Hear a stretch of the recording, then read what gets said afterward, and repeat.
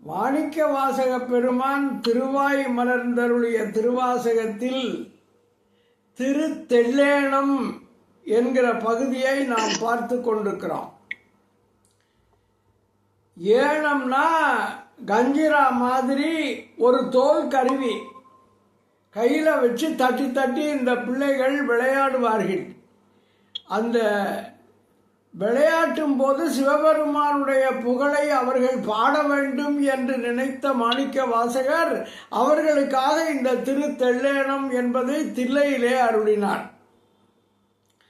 நம்ம பாடல் 7 இன்றைக்கு பார்க்க வேணும். 7வது பாடல் புஸ்தகத்தை திறந்து வச்சு அந்த பாடல்களை கண்ணு இருந்து காது நான் என்ன சொல்றேனோ அதை கேட்கணும். ஆ ஆ அரி அயன் இந்திரன் வானோர்க்கு அரிய சிவன் வாவா என்று என்னையும் பூதலத்தே வலிந்து ஆண்டு கொண்டான் பூவாரடிச்சுவடி எந்தலை மேல் பொறித்தலுமே தேவானவா பாடித்தள்ளே நங்கொட்டாமா. அப்படிங்கிறாரு. என்ன ஆச்சரியம்! ஆஹா ஆகான்னு சொல்லுவோம்ல, அது மாதிரி இது என்ன ஆச்சரியம் அப்படிங்கிற மாதிரி வியப்புக்குறி. அரி அப்படின்னா திருமால், நம்முடைய நாமம் போட்டிருக்கிற பெருமாள் அரி. அயன் பிரம்மன், இந்திரன் தேவர்களுக்கு தலைவன், வானோர்கள் தேவர்கள் விண்ணுலகத்தவர்கள். அரி அயன் இந்திரன் வானோர் இவர்களுக்கெல்லாம் அரிய சிவன். அரிய சிவன்னா அருமையானவன், காண்பதற்கு அருமையானவன், அடைவதற்கு அருமையானவன் அரிய சிவன். அவன் என்ன பண்ணான்? திருப்பரந்துரைக்கு வந்தான். குதிரை வாங்க போன என்னை பார்த்து இங்க வா இங்க வான்னா, வா வா வா வான்னு கூப்பிட்டானான். நம்ம பொதுவாக என்ன பண்ணுவோம்? வேலவனே வா, வேளா வா வா, முருகா வா வான்னு பாட்டு போடுவோம். கடவுளை வா வான்னு நம்ம கூப்பிடுவோம். இப்போ கடவுள் வந்து அவரை கூப்பிடுறாரு, இங்க வா வா வா வா என்று என்னையும். அது என்ன என்னையும்? ஒன்றுக்கும் பத்தாதவையானா, ரொம்ப மோசமானவை, என்ன கூட அப்படின்னு அர்த்தம்.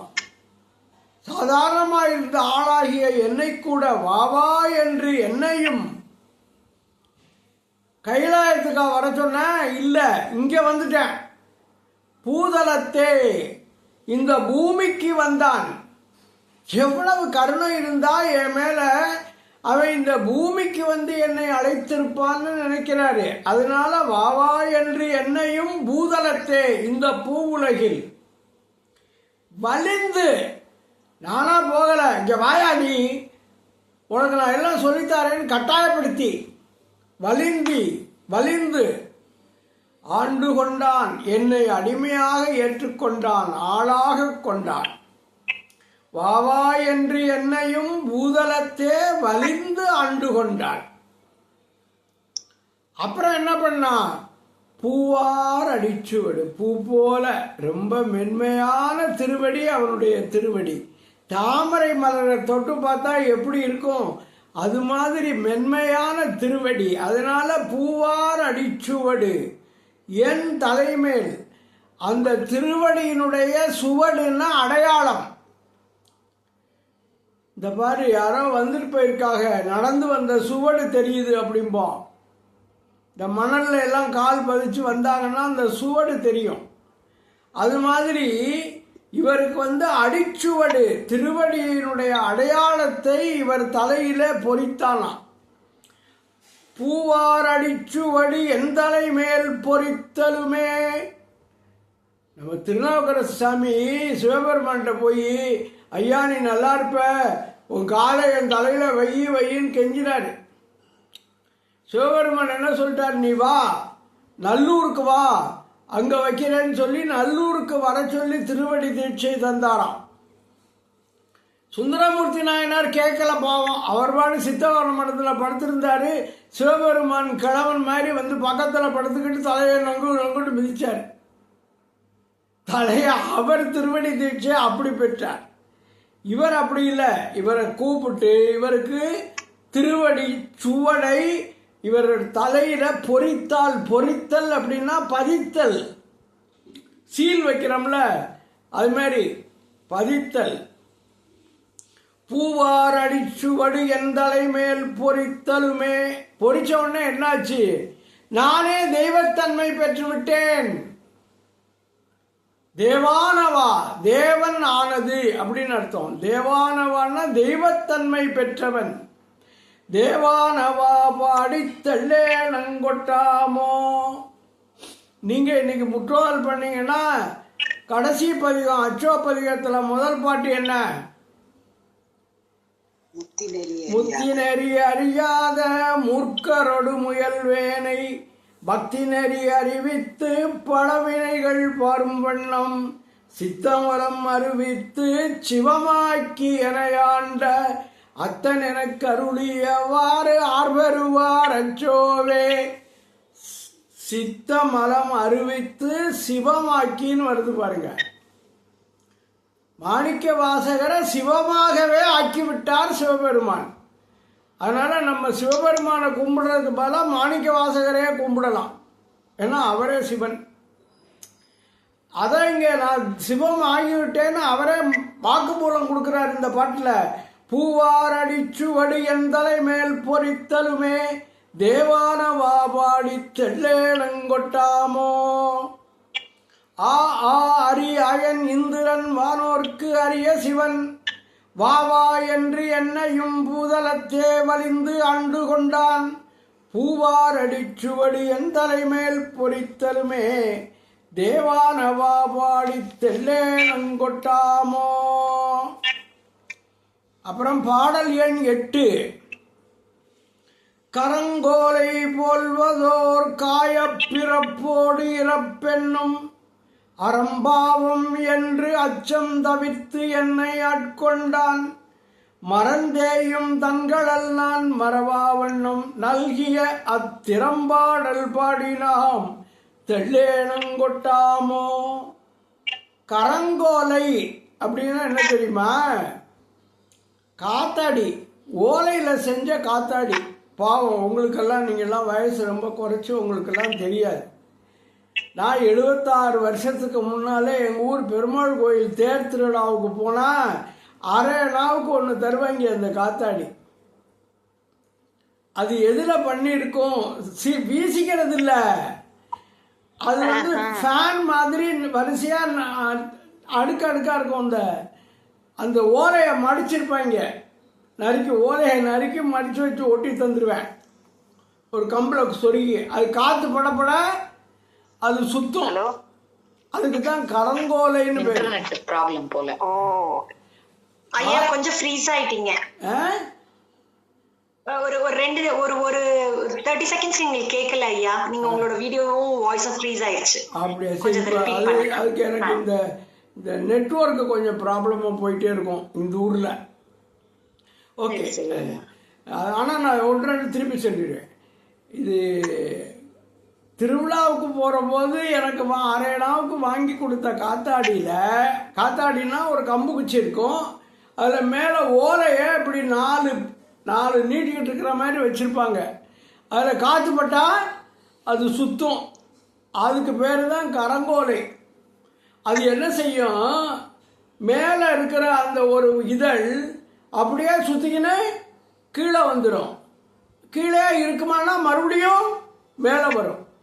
எப்படி இந்த காத்தாடியில் அந்த இதழ் கீழையும் மேலையும் போயிட்டு வருதோ அது மாதிரி நான் செத்து பிறந்து இறப்பும் பிறப்பும் மாறி மாறி எனக்கு வருகிறதுங்கிறத சொல்ல வர்றாரு. கரங்கோலை போல்வதோர் காயம்னா என்ன? பெருங்காயம் இல்லை, காயம்னா உடம்பு. காயம். கரங்கோலை போல்வதோர் காய பிறப்போடு இறப்பென்னும். இந்த உடம்பு உண்டாகுது, அப்புறம் அழிஞ்சு போயிடுது. அதனால காய பிறப்போடு இறப்பெண்ணும். இதுக்கு என்னங்க காரணம்? அடிக்கடி நம்ம பிறந்துக்கிட்டே இருக்கிறதுக்கு என்ன காரணம் அப்படின்னு கேட்டால் நம்ம செய்த வினை. நல்வினை செஞ்சாலும் தீவினை செஞ்சாலும் பிறந்து தான் தீரணும். ஏன் சார் நல்வினை செஞ்சாலுமா? ஆமாம். அப்புறம் அதுக்கு நல்வினை செஞ்சதுனால நல்லதை அனுபவிக்க பிறக்க வேண்டாம், இன்பத்தை அனுபவிக்க பிறக்க வேண்டாமா? தீவினை செய்தால் துன்பத்தை அனுபவிக்க வேண்டாமா? அப்பனா தீவினைனா இரும்பு விலங்கு, நல்வினைனா பொன் விலங்கு. எப்படியோ விலங்கு நம்மளை திரும்ப இங்கே பிறக்க வைக்கிற காரணம். நல்வினைக்கு என்ன காரணம்? புண்ணியம். தீவினைக்கு என்ன காரணம்? பாவம். அது அவர் அதான் சொல்றாரு, அறம் பாவம் என்று. அத்தடி புண்ணியம் பண்ணிட்டாலும் பாவம் பண்ணிட்டாலும் நம்ம மறுபடியும் பிறக்கணுமே அப்படின்னு பயம் வந்துருமா? அச்சம். அச்சம்னா பயம். அறம்பாவம் என்று அச்சம் தவிர்த்து, எனக்கு அந்த அச்சம் ஏற்படாதவாறு பிறப்பையே இல்லாமல் செய்து விடுகிறான் சிவபெருமான். அறம்பாவம் என்று அச்சம் தவிர்த்து என்னை ஆட்கொண்டான். பயமே இல்லைங்க எனக்கு. இப்போ பிறப்போம் மறுபடியும் சாவோங்கிற பயமே கிடையாது. எல்லாம் என்னுடைய சிவபெருமான் தீர்த்துட்டான்.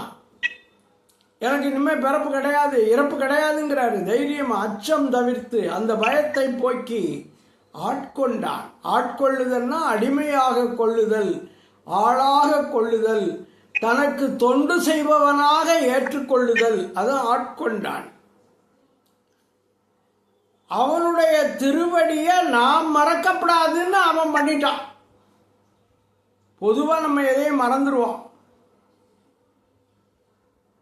சுந்தரமூர்த்தி சுவாமிகள் பாடினாரு, ஐயா நான் மறந்தாலும் என்னுடைய நாக்கு நமச்சிவாயன்னு சொல்றத மறக்காதுன்னு ஒரு பாட்டு பாடினார்.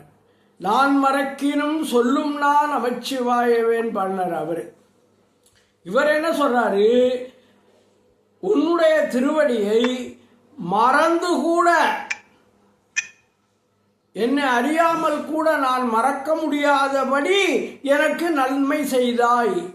மறந்தேயும் தன் கழல் நான் மறவா வண்ணம் நல்கிய அப்படின்னா அருள் செய்த.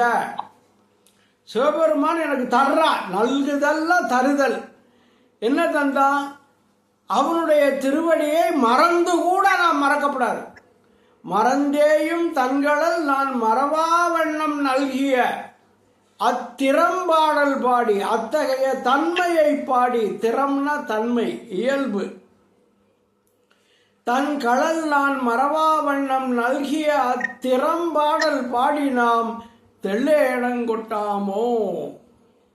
கரங்கோலை போல்வதோர் காயப்பிறப்போடு இறப்பென்னும் அறம்பாவம் என்று அச்சம் தவிர்த்து என்னை ஆண்டு கொண்டான். மறந்தேயும் தன் கடல் அணிந்த திருவடி. மறந்தேயும் தன்களல் நான் மறவா வண்ணம் நல்கிய அத்திறம்பாடல் பாடி நாம் தெள்ளேனங்கொட்டாமோ. இந்த பிறக்கிறது இறக்கிறத பற்றி நம்ம சங்கரர் ஒரு பாட்டில் சொல்லுவார். பஜகோவிந்தம் பஜகோவிந்தம் பஜகோவிந்தம் பஜகோவிந்தம்னு ஒரு பாட்டு. அதில் புனரபி ஜனனம் புனரபி மரணம் புனரபி ஜனனி ஜடரே சயனம் இக சம்சாரே பகுதுஸ்தாரே கிருபயா பாரே பாகி முராரே. புனரபி மரணம், ஜனனம்னா மறுபடியும் பிறப்பு. புனரபி மரணம் மறுபடியும் இறப்பு. புனரபி ஜனனி மறுபடியும் தாயின் ஜடரே வயிற்றில் கிடத்தல். சயனம்னா படுத்து கிடக்கிறது. மறுபடியும் தாயின் வயிற்றில் கிடத்தல். புனரபி ஜனனி ஜடரே சயனம். அப்பா இந்த உலக சம்சாரத்தில் என்னால் தாங்க முடியலையே. இக சம்சாரே பகு துஸ்தாரே. பகு துஸ்தாரேனா ரொம்ப கடக்க முடியாத துன்பம் உள்ளது. கிருபையா பாரே. ஐயா சாமி, எனக்கு உன்னுடைய கிருபையை செய்து என்னை காப்பாற்றுன்னு விளாரிட்ட வேண்ட மாதிரி ஒரு பாட்டை அவர் பாடினார். அதனால இந்த காய பிறப்போடு இறப்பென்னும் அறம்பாவத்தை அந்த அச்சத்தை சிவபெருமான் மாணிக்க வாசகருக்கு தீர்த்து வைத்தாருங்கிறது இந்த பாட்டு. பாடல் எண் 9. கல்லார் உரித்தென்ன என்னையுந்தன் கருணையினால் பொன்னார் கடல் பணித்து அண்டபிரான் புகழ் பாடி மின்னேர் நுடங்கிடைச் செந்துவர் வாய் வெண்ணகையீர் தென்னா தென்னா என்று தெல்லேனங்கொட்டாமோ. இந்த பறையை கொட்டி விளையாடுறதுக்கு கூட கொஞ்சம் பொம்பளை பிள்ளைய வேணும், தோழிமார்.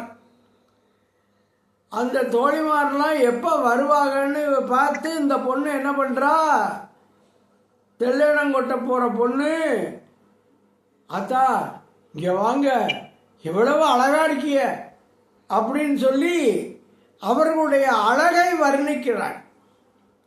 மின்னேர் நுடங்கு இடை, 3வது வரி. மின்னேர்னா மின்னல் போன்ற, ஒரு வெட்டு வெட்டி மின்னும்ல, அது எவ்வளோ ஒல்லியா இருக்கும், அது மாதிரி ரொம்ப சின்ன இடையா. பெண்களுக்கு சின்ன இடை அழகு. அதனால மின்னேர் நுடங்கு இடை, நுடங்கிடைனா மெல்லிய இடை. செந்துவர் வாய், சிகப்பான இதழ்கள், பவளம் போல நிறம், சிகப்பா இருக்கு. இப்ப சிகப்பா இல்லைன்னா நம்ம லிப்ஸ்டிக் போட்டு சிகப்பாக்கிடலாம். ஆனால் சிகப்பா இயற்கையாகவே நல்ல வளமாக நல்ல சாப்பாடு சாப்பிட்டு உடம்பு செழிப்பாக இருந்தால் அது சிகப்பாக இருக்கும். உடம்பு சிகப்பாக இல்லை, ஒழுங்காக சாப்பிடலைன்னா உதடெல்லாம் காஞ்சி போய் நல்லா இருக்காது. அப்போ நம்ம லிப்ஸ்டிக் போட்டுக்கணும். லிப்ஸ்டிக் போடாமல் நல்ல சாப்பாடு, பழங்காய் அதை சாப்பிடணும். அதனால் செந்துவர் வாய், சிவந்த வாய். சிரிச்சா வெள்ளை வெள்ளைன்னு இருக்கு பல்லெல்லாம். அதனால வெண்ணகையீர், இந்த பெண்களை அப்படி பாராட்டி அழைக்கிறார் அவரு. மின்னேர் நுடங்கிடை செந்துவர் வாய் வெண்ணகையீர் கல்லார் உரித்தென்ன. என் நெஞ்சம் அப்படியே கல்லு மாதிரி இருக்கு. கல்லுல நார் உரிக்க முடியுமா? தென்னையில நார் உரிக்கலாம், வாழை மட்டையில நார் உரிக்கலாம். கல்லுல நார் உரிக்க முடியுமா? முடியாது. ஆனா கல்லுல நார் உரிச்ச மாதிரி இந்த சிவபெருமான் பண்ணிட்டாங்க. கல்லை பிசைந்து கனியாக்கி தன்கருணை வெள்ளத்து அழுத்தி வினைகடிந்த வேதியன்னு நம்ம படித்தோம் அம்மானையில். அதனால கல்லார் உரித்தென்ன, கல்லார் உரித்ததைப் போல என்னையும், என்னை கூட தன் கருணையினால், தன்னுடைய இரக்கத்தால் பொன்னார் கடல் பணித்து அவனுடைய பொன் போன்ற திருவடிகளை பணிய வைத்தானாம். பணிந்துன்னா நம்மளா பண்றது, பணித்துனா கும்பிட வைக்கிறது. யார் வைக்கிறா? சிவபெருமான் வைக்கிறார். அதனால பொன்னார் கடல் பணித்து, சிவபெருமானுடைய திருவடி பொன் போன்ற திருவடி.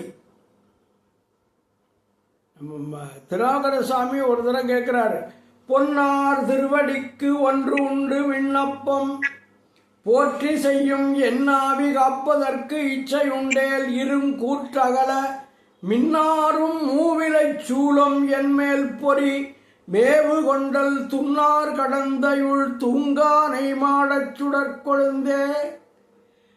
அதனால அவர் பொன்னார் திருவடி அப்படின்னு மாணி ஒரு அப்பர் சாமி அங்கே கேட்பார். அவர் என்ன சூலத்தை பொறிங்கிறார், சிவபெருமானுடைய சூலத்தை பொறிக்க சொல்லி அவர் கேட்கிறார்.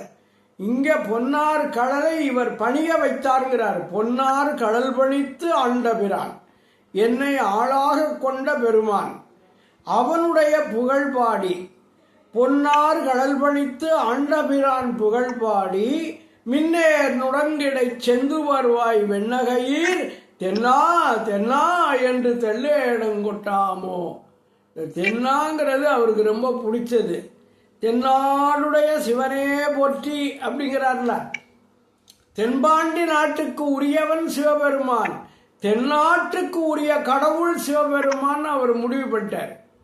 அதனால தென்னா தென்னா என்று தெள்ளேனங்கொட்டாமோ கல்லார் உரித்தென்ன என்ன இந்தன் கருணையினால் பொன்னார்களல் பணித்து ஆண்டபிரான் புகழ் பாடி மின்னேர் நுடங்கிடைச் செந்துவர்வாய் வெண்ணகையீர் தென்னா தென்னா என்று தெள்ளேனங்கொட்டாமோ.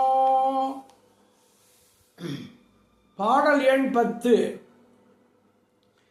கனவேயும் தேவர்கள் காண்பரிய கனைகளோன் புனவேய் அனவளை தேவியொடும் புகுந்தருளி நனவேயனைப் பிடித்து ஆண்டு கொண்டவா நயந்து நெஞ்சம் சினவேற் கண்ணீர் மல்கத் தெள்ளேனங்கொட்டாமோ. கனவுல கூட தேவர்கள் காண முடியாதவன் சிவபெருமான்.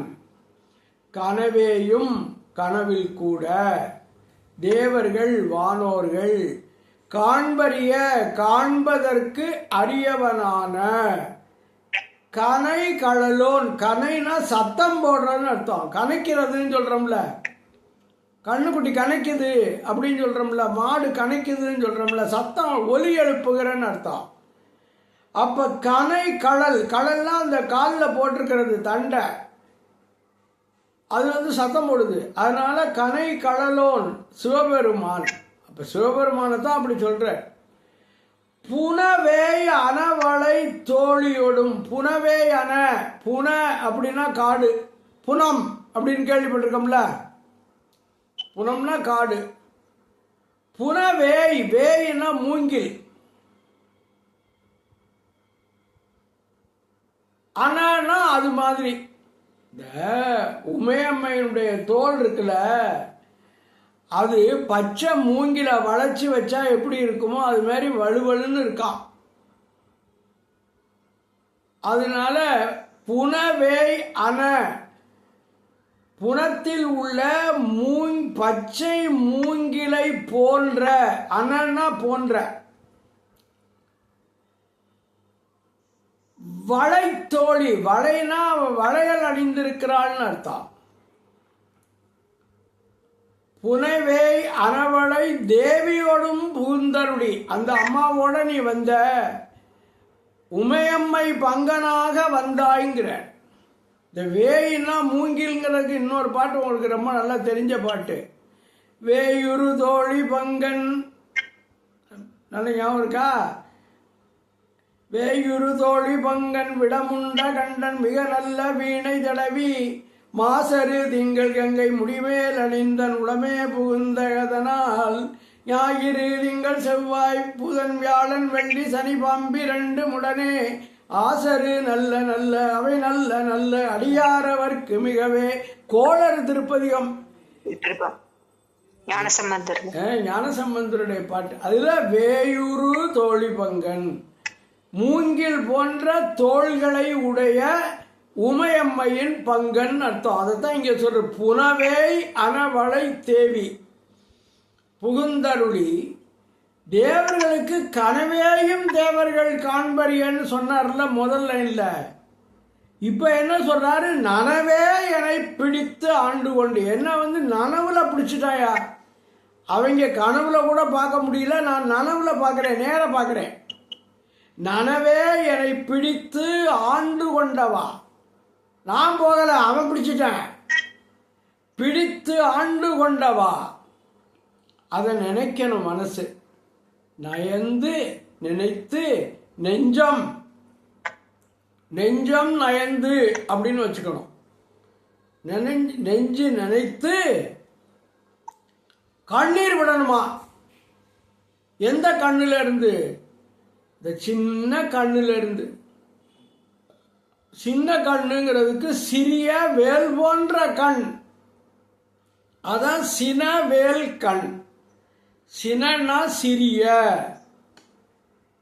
வேல் வேல் போன்ற கண். அந்த கண்களில் நீர் மல்க. நீர் அப்படியே வடிஞ்சிடப்படாது, கண்ணுல அப்படியே நிறைஞ்சு நிக்கணும். அதுதான் நீர் மல்குதல். சினவேற்கண் நீர் மல்க தெள்ளேனங்கொட்டாமோ. கனவேயும் தேவர்கள் காண்பரிய கனைகளலோன் புனவே அனவளை தேவியொடும் புகுந்தருளி நனவேயனைப் பிடித்து ஆண்டு கொண்டவா நயந்து நெஞ்சம் சிறவேற்கண்ணீர் மல்கத் தெள்ளேனங்கொட்டாமோ. பாடல் எண் 11. கயல் மாண்ட கண்ணிதன் பங்கனெனைக் கலந்து அண்டலுமே அயல் மாண்டு அறிவினைச் சுற்றமும் மாண்டு அவனியின் மேல் மயல் மாண்டு மற்றுள்ள வாசகம் மாண்டு என்னுடைய செயல் மாண்டவா பாடித் தெள்ளேனங்கொட்டாமோ. கயல் மாண்ட அப்படின்னு தொடங்குது.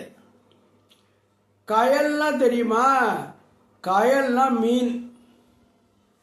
கயல் மீனை போல மாட்சிமைப்பட்ட, மாண்டன்னா செத்து போனன்னு அர்த்தம் இல்லை, மாட்சிமைப்பட்ட மாண்பு மிகுந்த, இப்பதான் மாண்பு மிக முதலமைச்சர்லாம் சொல்றாங்கல்ல, அது மாதிரி கயல் மாண்ட கயல் மீன் போல மாட்சிமைப்பட்ட கண்ணி கண்களை உடைய உமையம்மையை தன் பங்கில் உடையவன் கயல் மாண்ட கண்ணிதன் பங்கன்.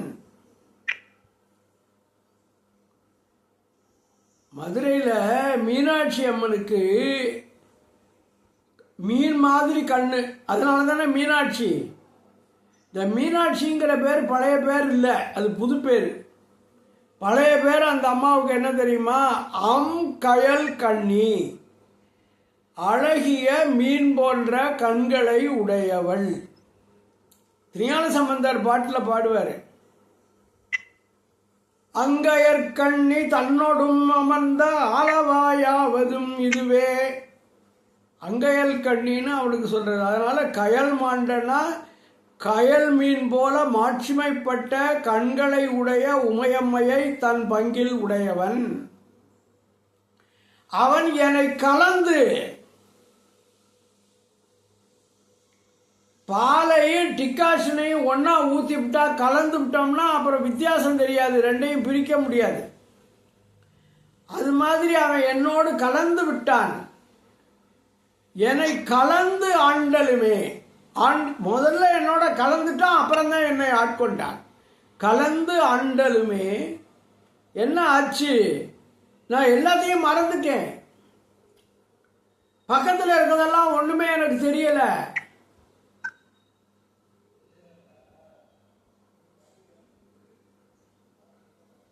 விசா கட்டணம் 88,000 ஆக்கிட்டாங்கிறது, அப்படி 88 லட்சம் ஆக்கிட்டாங்கிறதெல்லாம் எனக்கு காதுல விழுகலை. எல்லாமே வெளியில் நடக்குது, எனக்கு ஒன்றும் தெரியல. அயல் மாண்டு, பக்கத்தில் இருக்கிறது எதுவுமே தெரியலன்னு அர்த்தம். அருவினை சுற்றமும் மாண்டு, அப்பா அம்மா பிள்ளை குட்டி பொண்டாட்டி தாய்மாமன் எல்லாமே மறந்து போச்சு. அதில் பாருங்க, சுற்றமும் மறந்துன்னு சொல்லாம அருவினை சுற்றமும் மறந்துங்கிறார். நமக்கு சொந்தக்கார அமைகிறது கூட நம்ம செஞ்ச நல்வினை தீவினை போல இருக்கு. தீவினை பண்ணியிருந்தா பொல்லாத மாமியார் வருவா, தீவினை பண்ணியிருந்தா நம்ம சொன்னபடி கேட்காத மருமகள் வருவா. அப்படி இந்த சுற்றத்தாரெல்லாம் நம்முடைய வினையினால வந்தது. அருவினை சுற்றமும் ஆண்டு, அது சுற்றத்தாரையும் மறந்துடுறோம், முடிஞ்சு போச்சு. அதுக்கப்புறம் அவனியின் மேல், இந்த பூமியில மயல் மாண்டு, மயல்னா என்ன? மயக்கம். அப்படியே கார்ல போற போது ஏதாவது ஒரு வீட்டை பார்த்தா, அட இந்த வீடு நல்லா இருக்கே, நம்ம இந்த மாதிரி ஒரு வீடு வாங்குவோம் அப்படின்னு தோணுதில்ல, ஆசை. அந்த மயக்கம் அது தீர்ந்து போயிடுவான். மயல் மாண்டு, இதெல்லாம் மாளணும்னு சொல்லி பட்டினத்தார் ஒரு பாட்டு பாடுவார். ஊருஞ்சதமல்ல உற்றார் சதமல்ல, உற்று பெற்ற பெயரும் சதமல்ல, பெண்டிர் சதமல்ல, பிள்ளைகளும் சீரும் சதமல்ல, செல்வம் சதமல்ல, தேசத்தில் யாரும் சதமல்ல நின் தாழ் சதம் கச்சி ஏகம்பனே அப்படின்னு அவர் பாடுவார். அது மாதிரி சதம்னா என்னங்க ஐயா? சதம்னா சரணம், அவர் தான் எனக்கு காப்பாற்றுவார்னு அர்த்தம். ஊர் சதம், சதம்னா என்ன அர்த்தம்? நம்ம கஷ்டப்படுற போது நமக்கு உதவி செய்யக்கூடியவர்கள் அப்படின்னு அர்த்தம். பெண்டிர் சதம் இல்லைன்னா பெண்கள் நமக்கு ஒன்றும் பண்ண மாட்டார்கள், யாரும் நம்பிக்கைக்கு உரியவர்கள் அல்ல. சதம்னா நம்பிக்கைக்கு உரியவர். சிவபெருமான் கச்சி ஏகம்பன் மட்டும்தான் நம்பிக்கைக்கு உரியவன் அவர் பாடுவார். அதனால அந்த மயக்கம் மாண்டு, அவனியின் மேல் மயல் மாண்டு, அதெல்லாம் சதம் இல்லைன்னு தெரிஞ்சிச்சுன்னா நமக்கு மயக்கம் போயிடும். அதெல்லாம் இல்லை, இங்கே சிவபெருமான் என்னை ஆண்டு கொண்ட உடனே எனக்கு அதெல்லாம் போயிடுச்சுங்கிற. மற்றுள்ள வாசகம் மாண்டு, பேச்சே வரலங்க, பேச்சு நின்று போச்சு. வாசகம்னா உரை, பேச்சு, அது மாண்டு. மற்றுள்ள வாசகம் மாண்டு, என்னுடைய செயல் மாண்டவா, ஒண்ணுமே என்ன செய்யறதுன்னு தெரியாம நான் போல நிற்கிறேன், செயலற்று போய்விடுகிறேன். செயல் மாண்டவா பாடி தெல்லேனங்கொட்டாமோ, கயல் மாண்ட கண்ணிதன் பங்கன் எனை கலந்து அண்டலுமே, அயல் மாண்டு அறிவினை சுற்றமும் மாண்டு, அவனியின் மேல் மயல் மாண்டு, மற்றுள்ள வாசகம் மாண்டு, என்னுடைய செயல் மாண்டவா பாடி தெல்லேனங்கொட்டாமோ. அடுத்தது பாடல் எண் 12. இந்த முனிவர்கள் எப்படியாவது முக்தி அடைய வேண்டும் என்று அதற்காக பாடுபடுகிறார்கள்,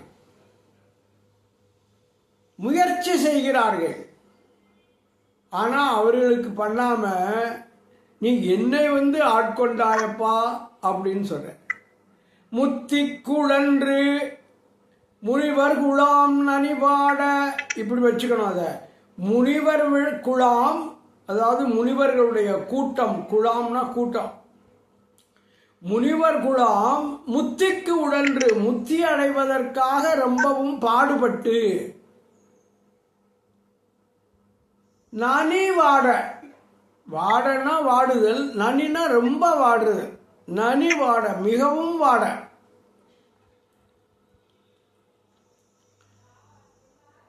சிவபெருமான் அத்திக்கு அருளினான்னு அடுத்தாப்புல ஒண்ணு சொல்ற.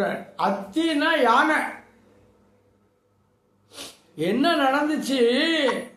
துர்வாச முனிவர்னு ஒருத்தர் ரொம்ப கோபக்காரர். அவர் சாமியை கும்பிட்டு அவருக்கு ஒரு நல்ல தாமரை பூ கிடைச்சிச்சு. சரி, இதை தேவேந்திரனாகி அந்த வானவர் குலத்து தலைவனுக்கு கொடுத்தா நல்லதுன்னு கொண்டு போய் அவன்கிட்ட கொடுக்கலான்னு போனார். அவன் யானை மேலே வந்துக்கிட்டு இருந்தான், கொண்டு போய் கொடுத்தாரு. நம்ம என்ன செய்வோம், ஒரு பூ கோயிலேருந்து கொடுத்தாங்கன்னா வாங்கி கண்ணில் ஒத்திக்கிட்டு, அது மல்லிகை பூவாக இருந்தால் தலையில் வச்சுக்கிட்டுருவோம், வேறு பூவாக இருந்தால் படத்துக்கிட்ட கொண்டு வச்சுருவோம். அதுமாரி அவன் கண்ணில் ஒத்திக்கிட்டு பத்திரமா வச்சிருக்க வேண்டாமா? வாங்கி அலட்சியமாக யானையினுடைய மத்தகத்துக்கு மேலே வச்சுட்டான் தலையில். அவன் வர்றதோ வெள்ளை யானை, அதுக்கு ஐராவதம்னு பேர். அதுக்கு சமமான யானை கிடையாது, 4 கொம்போடு இருக்கு, வெள்ளை கலரில் இருக்கு. அந்த வெள்ளை யானையில் வர்ற இவன் வச்ச உடனே இந்த யானை என்ன பண்ணிடுச்சு, மடத்தனமா தும்பிக்கையினால அந்த பூவை தூக்கி கீழே போட்டு காலால் மீச்சு. வந்துதே கோபம் துர்வாச முனிவருக்கு. ஏய், நீ கீழே போய் பாண்டிய ராஜாட்ட தோத்து போயிருவ போடா அப்படின்னு சொல்லி இந்திரனுக்கு சாபம் கொடுத்தார். பூவனுடைய அருமை தெரியாமல் காலில் போட்ட யானையே, நீ இனிமேல் இங்கே வெள்ளை யானையாக ஐராவதமாக வலம் வரக்கூடாது, நீ போ, காட்டு யானையாக போன்னு தள்ளிவிட்டார். அது காட்டு யானையாக போயிடுச்சு. காட்டு இவன் அப்புறம் இந்திரன் நான் தெரியாமல் பண்ணிட்டேன், என்னை மன்னிச்சுங்க, எனக்கு சாப வினோசம் கொடுங்கன்னு கேட்டேன். இது அங்கே போய் காட்டில் திரிஞ்சு கடைசியில் மதுரைக்கு போய், மதுரையில் ஐராவத நல்லூர்னு ஒன்று இருக்கு, இப்போ இருக்கு. அங்கே அந்த பகுதியில் சிவபெருமானுக்கு ஒரு கோயில் அமைத்து வழிபட்டு, கடவுளே நான் செய்தது தவறு, எனக்கு நீ சாபத்தை நீக்க வேணும்னு கேட்டுச்சான். சரி போ. இறக்கப்பட்டு சிவபெருமான் அதை மறுபடியும் வெள்ளை யானையாக மாற்றினான் அப்படின்னு ஒரு கதை உண்டு. அதுதான் அத்திக்கு அருளி. இங்கே அத்திங்கிறது யானை.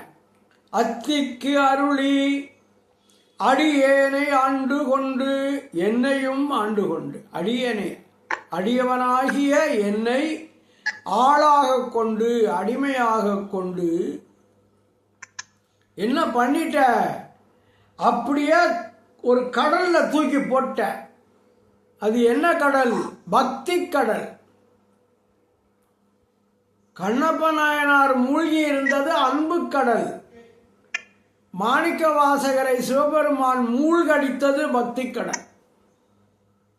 அந்த பக்தி கடலுக்குள்ள பதித்த பரஞ்சோதி, பதித்தன்னா உள்ள பிடிச்ச அமைக்கிறது, அழுந்த செய்தன்னு அர்த்தம்.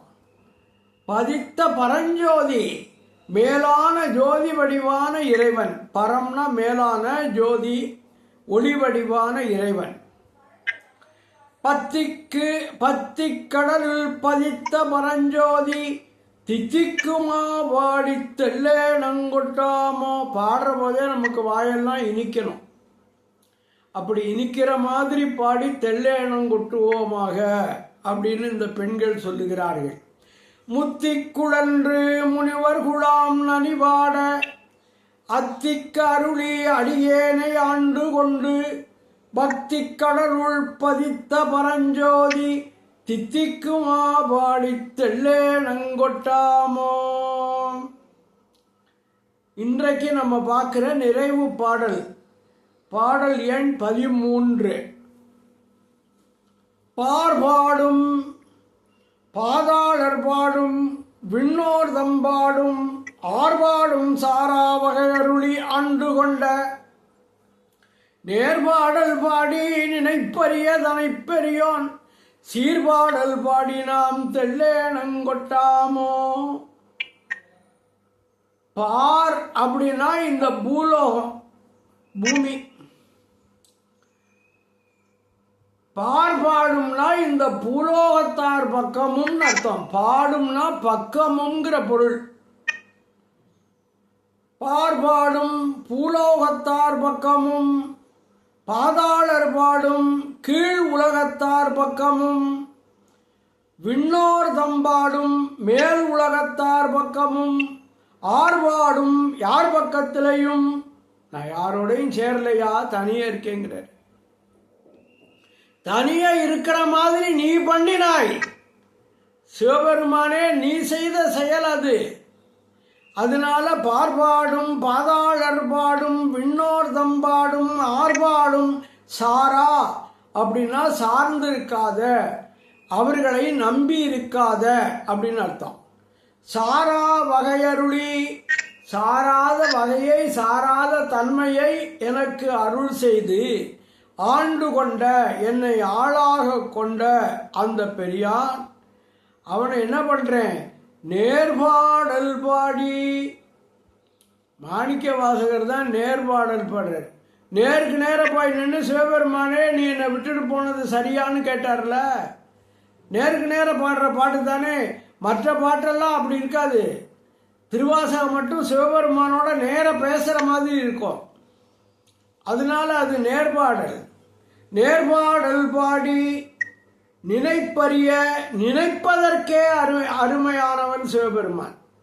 சும்மா மனசால நினைக்க கூட முடியாது.